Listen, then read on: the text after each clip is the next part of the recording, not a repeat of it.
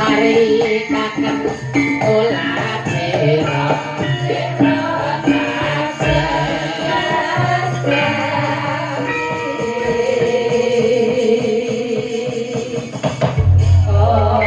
Assalamualaikum warahmatullahi wabarakatuh. Selamat malam Duniken. Waalaikumsalam warahmatullahi wabarakatuh. Sugeng dalu Mas Bayu.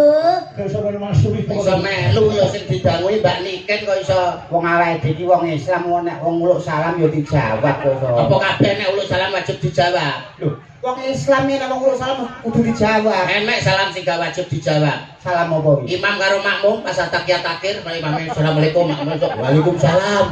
Oh, kok enek sing ngono kuwi ya ditulis karo malaikat. Piye? Pucuk.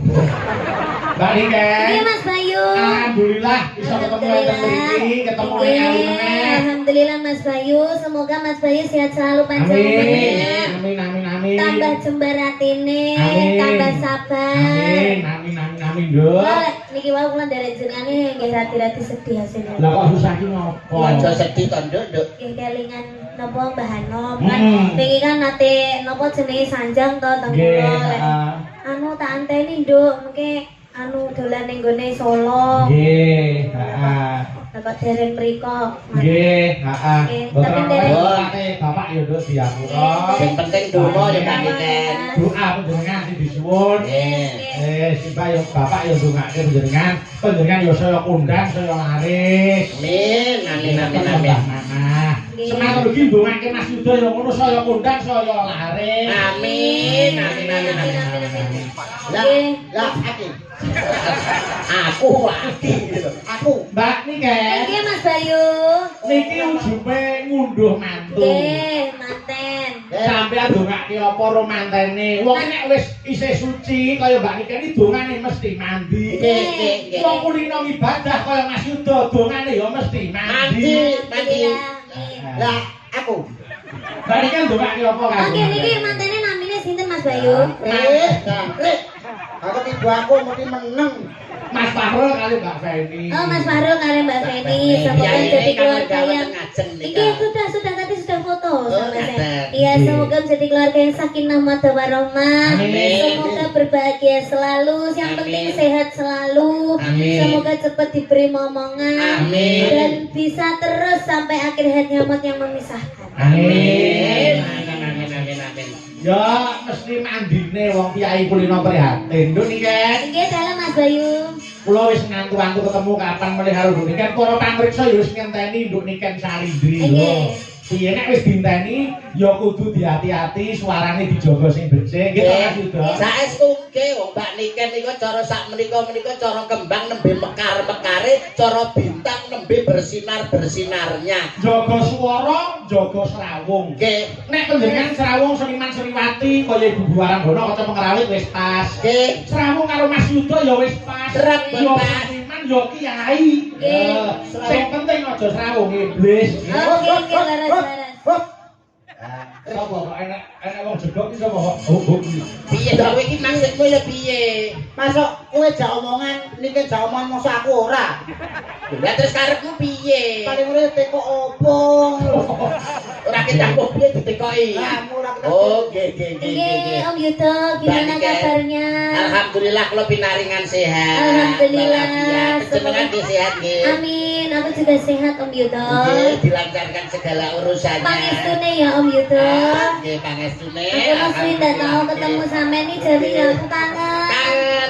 Tapi lek ketemu ngene iki nah dhewe nah kaya wis ayem ngono. Alah ibarat iki kaya Mas karo adik. Aku karo sampean iki ibarat kaya Mas karo adik. Nek kono ana sliramu nek kene mesti ana aku. Iya kaya aku karo Mas Bayu. Kaya Mas karo adik. Ya, ing antarane sampean karo aku ya Mbak Niken ya. Ibarate kaya renggang gula kumepyur pulut batang dingkang sarikmu pinara sasra. Ateges kelet banget ngono. Kelet banget. Ora iki. Kelet toyo ngarepe. Iki jenenge iki. Nek dilus-lus kudune seneng lho, ana wong dilus-lus iki. Dilus-lus iki kudune seneng. Wong dikaplok dilus-lus. Karena ini juga chemistry, seharusnya kamu itu tahu, seharusnya kamu itu paham. Ada sesi di mana aku bertemu dengan Mas Bayu dan aku mengucapkan salam kepada Mas Bayu. Di mana aku bertemu dengan Om Yudhil terus kangen-kangenan ngomong karo itu. Tapi iki gentenan. Orang terus sampai ini moro-moro. Nenek, dia melecehkanku loh. Melecehkan kowe. Lah kuwi lho dianggep apa wong kowe rono tak tono rono Lah iki apa? Lha iki apa? Iki apa wong kowe iki? Lah aku apa? Lho, piye to? Karo dhewe lali. Iya. Dianggep sing rene sing kon sapa? Wong aku ya ora ngejak, Panjenengan ora ngejak. Pak Cari nggih. Ora, Pak Cari sing dawuh. Kula Pak Cari. Lah wis sing ngejak sapa? Sisek. Apa itu sisek? Lah aku lho diomongin sisek. Lha Pak Cari wayangan lho. Oh iya, aku kosong. Siapa sisek itu? Pasar yo dalang. Tapi biasanya kan ngajar sih. Apa? Wabrok. Isoy. Salah. Nggih, salam yo kagem Pak Sek. Ya, Nggih. anu, yo gane iki ujume mantai Mas. Nggih. Ben ketok gaweane aku tak nyuwun dandang gula Sidoasih. Oh, keten nggih. Dandang gula Sidoasih saiki tak dapuk sing bawa mondok. Lah kok dianggep lho awakmu dianggep. Padahal aku ora dijak lho. Lah iya, ya wis ra apa-apa lah. Aku yo ora apa-apa lah mewakili Pak Sisek. Ayo sing bawa Mas Mondol ku langgame nduk niken.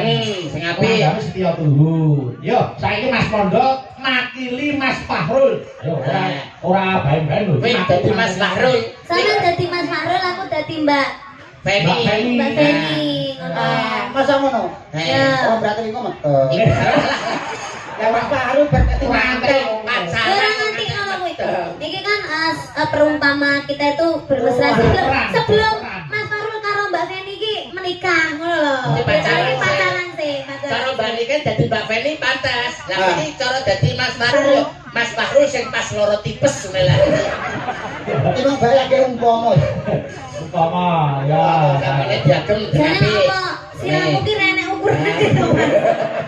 Mesti yo kene belakang ngono. Dalam Wah, gak elek. Pripun? Sing arep dadi ganjel ngarep kok gek ketok wibawa. Nah, Ganjel apa-apa ngono ae. nah. Ganjel iki ae, ganjel iki ae. Loh, iki ganjel ngene ning mburi ngono. Ya ora. masa nek blakono kene nggo dawir. Tapi koyo makureng. Iya. Ah, ganjel iki ae. Nah. Lah. Coba kuwi coba. Apa? Oh, Nggih. Kowe iki ben rupa kaya wong lho ben didandani Mbak Niken iki ben malih. Ben malih wong. Maune kok kethek. Nah, Wis. Nek kowe anu nganggo tungkak lho, anu disesen. Nggih. Nah, rada dingene saiki. Pertama rambutnya diponi. Iya. Itu apa rambut semi-semi blonde. Blonde Lah laki roh iki. apa? Rayane rendone. Ya, Gagak sing gagak. Iki ngene. Iki kacamata kuda. Ora ketok lho. Malah kaya lambu makam ya. Ya, Iki moto ya, Puk. Ana enek ora nesu. Biar menyatu. Silak ngene. Oh iya iya, iki modele anu ki. Nah, tintin, potongan tintin biar pon ini juga. Titin. tintin. Ayo, bawa darah kula situasi. Mas, modal dening kalian Pak Niken Salidri. Ayo Mas. Pamit aku. Amin ya Allah, amin. Urung-urung kok wis pamit iki lho. Pamintaku kok pamit. Arep marahi. Boten Pak. Kaya pinter-pinter dhewe. Boten Pak, boten Pak. Kaya suarane apik-apik kok. Boten Pak, boten Pak. Dalang sombong eramu. Ya lagi iki lho Mas Bayu dikon menengi. Dalang diseneni. Lah rugi ora kepi omong. Nek jenenge tugase dalang ki yo ngomong kok. Koyo ora koyo kanca karo sisek kan meneng. Ya. Ayo. Pamit. Bayar marahi. Wong kita gandrung lho kok. Nah. Pamintaku Uniku wae lambene nek. Piye lah ngono ya? masalah itu terus. Kaya iwak lohan. Ni masih Gak mau aku ini tidak adakan istrinya sama sekali. Coba kamu mikir dulu biar contohnya sama gitu. Coba. Nimas itu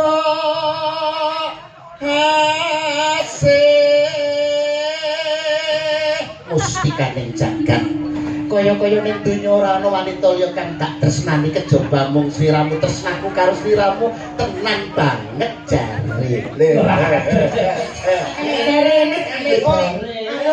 Ayo drama ngene ta. Aku tresna tenan jare.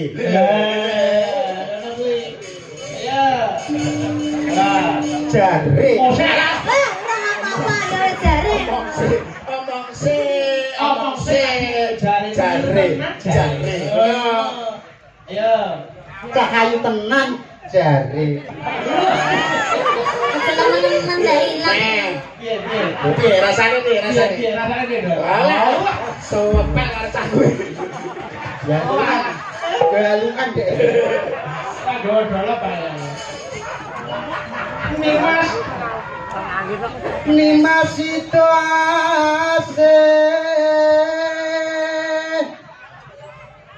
aku tresno tenan jare.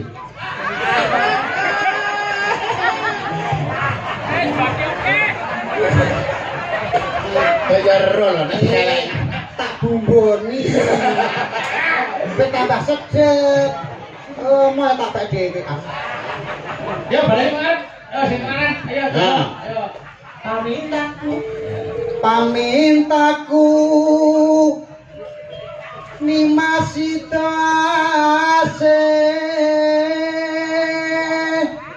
Serah ana.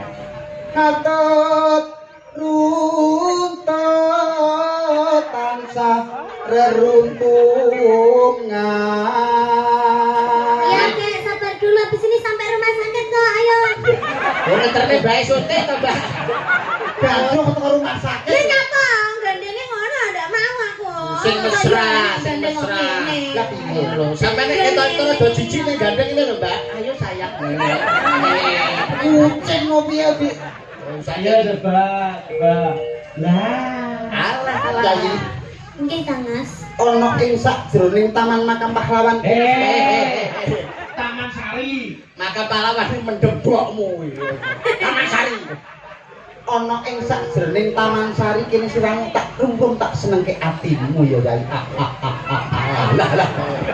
Guyune iki lho sing permono sing alus lho kok bambangan kok iso. Bakal tak mulyake Yayi.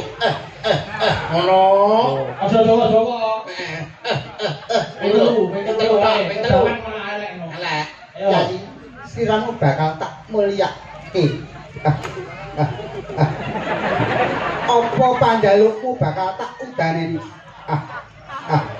Paton ora njalukmu dene lintang lan rembulan. Apa kowe gelem tak jak? Bleset cakeme kok Ayo iso. telu wae. Marahi. Boten. Iso meneng ora? Nggih. Tapuk iki. Iki lho, Dek. Tapuk ini lho, tapuk. Tapuk ini. Tapuk iki contohno nang kene. Tapuk contohnya Aku ini lho. Tapuk. Lah nek ngene celentik. Apa ngene? Nek celentik. Ini celentik apa piye? Ya. Apa piye? Apa kenapa? Apa iki? Celentik. Pak Raci. Cari. Pak Tare. Mangke tambahi lho. Raiku ajur. Ora ajur ya wis ajur dhewe kok. Ayo. Atut runtut tansah reruntungan.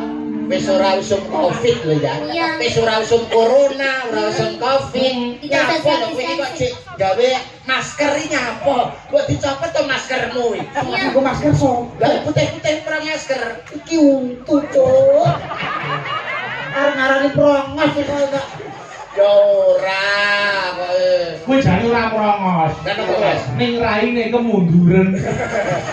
Lah. Ayo. Arep Pak. Di sini. Iki mesti. Kalepel kae. Ayo. Starino. Ing sarina sawet ini Panas yo ora usah ngrungokne gur cecek. Tal serapaku penting tresnaku marang siramu ora kena digambarake. Upama dibelah dadamu, Upama dibelah dadaku isine ming jenengmu ken saling. Oke, sesuk nek boleh masak tak bedah sajane. Oke, siap. Yo, datang Ginggang sarambute. Kok iso sak rambute? datang kingkang sarambut. Hup, ngono lho ya. Datang ginggang sarambut. Bume rasa. Datang kinggang sarambut. Wes. Datang ginggang sarambut. Wes. Ora wis datang kingkang sarambut. Cep. Ngono. Datang ginggang sarambut. Aman. Ada radio orangnya bablas. Mesti muni. Apal aku karo trondol iki. Cep. Halo. Lanang ra iso. Yo, halo. Sawi ati kuwi. Lamun adoh caketing ati.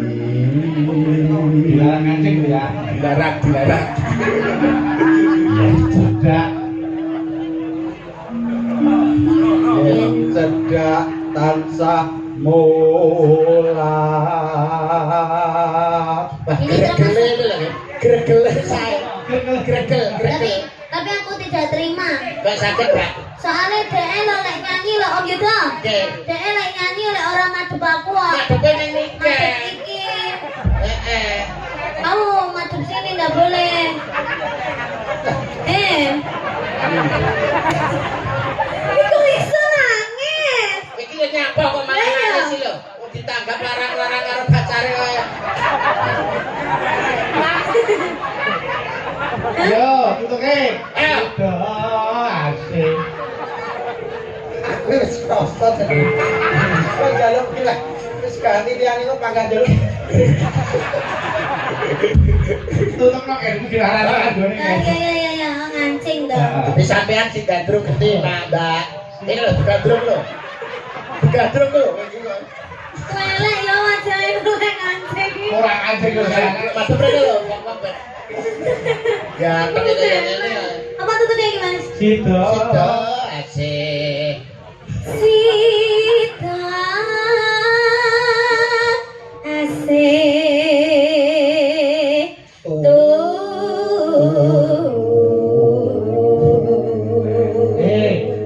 Tuhu kok turu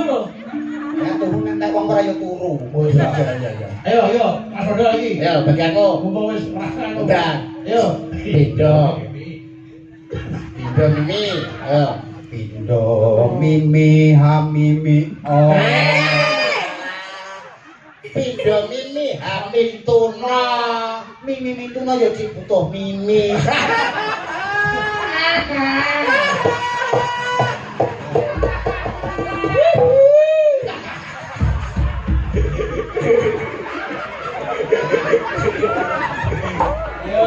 Indo mimilan mintuno ayo barang yo Mas Rodo Ketika kesempatan lah. Nimas ana tepi wajib. aku kok barangnya Ngapa? Aku kulino ngaji. Lah wajib kok wajib. lah ngopo kulino ngaji Padha karo apa kulino ngaji apa hubungane ngaji karo ngaji. Ngaji. ngaji Padha karo bak mati di akhir ayat. Bak mati di akhir ayat Jenenge kol-kolah kubro. nek wajib. Wajib. Pak cari. Cari ora kol-kolah.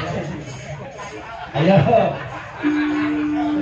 Sido asih bebrayan.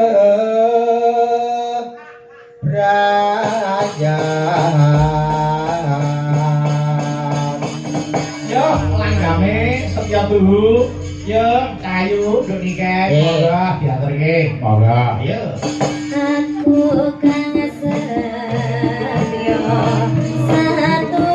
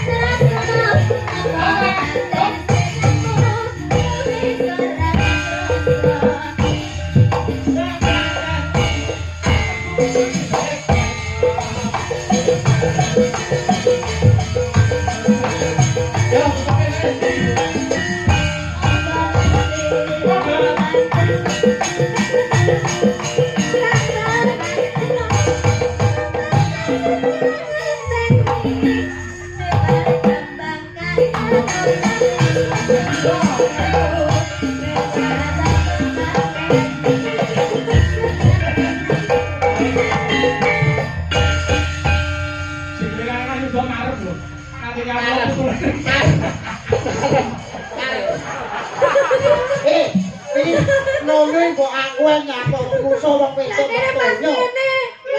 Oh itu mak. Ora apa-apa ora lara, Nduk. Sak lara tambah. Siglenge. Ora apa-apa, sesuk tak gantung tujara. Ya oji. Balak nek iki. Nggih, terima kasih, matur nuwun. Saking semangate Mas Oh, Bedi. diaturi ya. Oh, jenenge oh, jeneng semangat ya ngono kuwi. Nggih. Ah, semangat apa? Cah-cah pancen men sak senti lho ora. Lah kok iso men sak senti? Lah wong wayah jenglang ngene iki malah ora di jenglenge lho. Pas aku mengal lho nyatane. Ya menak. Ya, ya. Rumah aja.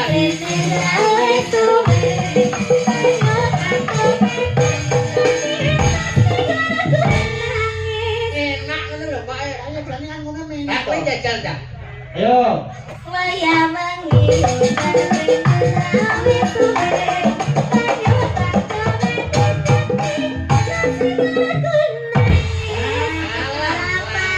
Kecepatan kowe.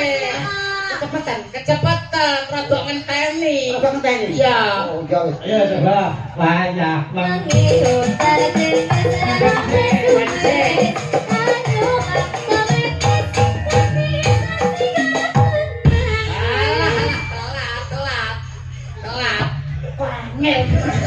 Ngono kaya sampe telat yo. Goblok.